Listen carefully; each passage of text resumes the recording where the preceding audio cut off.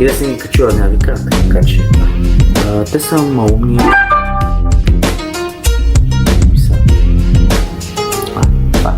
Добре.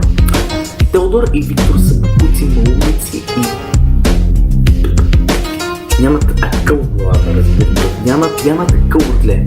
Ти да му кажеш 2 по 2 колко е, той ще ти каже 3 или ще ти каже 2. 9 по 9 ще ти каже 70. Виктор е малумен, бе. Той не знае таблицата, човек. Той не знае таблицата, въртле. Не знае таблицата, той не знае математика, въртле. Около денце. Дет с Френа викаш, да ще те прибие в пазара, ела в пазара. И следващото ще да вратиш му да чупа цялата турен дойче е така. Така ще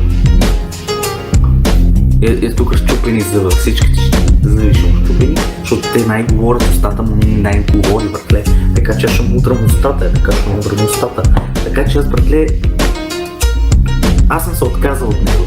Още един път, ако влей в канала ми, или ако ни влей, такъв шучен от него, братле, че няма на къде, честно, братле. Честно, аз прасти, редите смерти.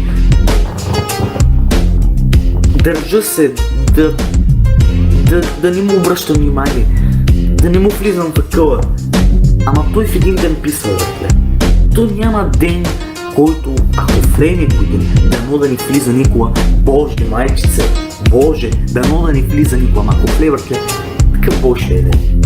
Не, отивам ги седица, защото аз съм от Перник, 2 часа отивам там, братле, и му начупам камък.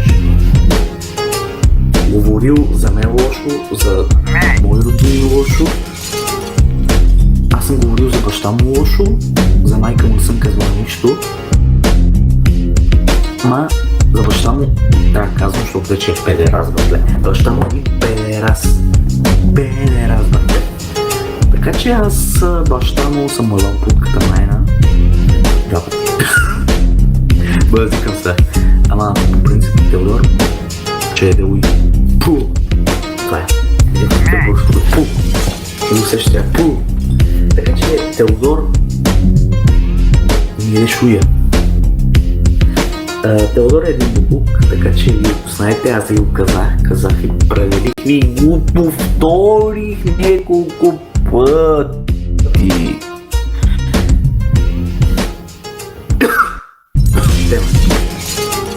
Така че Теодор е тъп. По-друго ви казвам, вече прекъсвам темата на Теодор. Край.